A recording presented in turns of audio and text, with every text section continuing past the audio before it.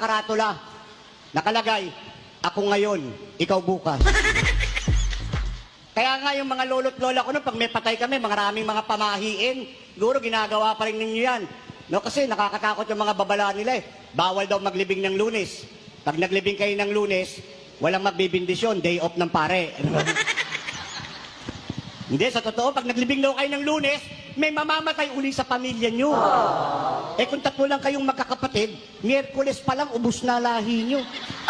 Ang bilis nyong mabubura sa daigdig. Di ba? Sabi pa ng lolo't lola ko, pag may patay daw sa pamilya, bawal maghatid ng mga bisitang naglamay. Masama yan, may mamamatay uli. Oh, no! Kaya sinusunod eh. Ang babala, laging may mamamatay. Eh, sino ba gustong mamatay na sunod-sunod?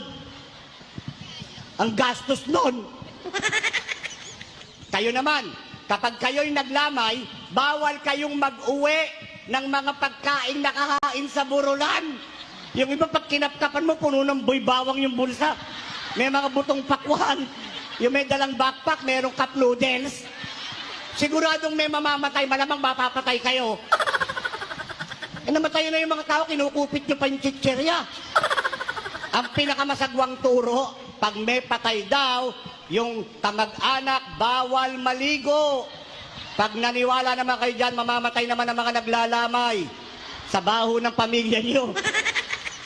Tinatanong ako, totoo ba, Padre, mga pamahiin na matatanda? Hindi ho yan totoo. Pero, mabuti na din yung sigurado. No? Eh, paano kung mamatayan kayo uli? Ikaw ang sisisihin. Kasi naligo ka. Hindi yan tinuturo ng mga matatanda dahil takot silang mamatay. Ako, hindi ako takot mamatay. Pero hindi din ako nagmamadali. Eh, marami pa namang cameraman dito, no? Pwede na silang mauna. Tsaka ang prinsipyo ko sa buhay ko, ladies first. No? Gentleman kasi ko. Kaya kayong mga lalaki, pag sinabi na kayo ng misis nyo, mamatay ka na, sabihin mo, ladies first. No? Ganun lang kasimple yan. Di ba?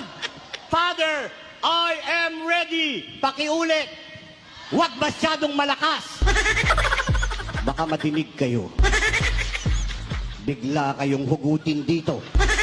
Pakibulong na lang. 1, 2, 3.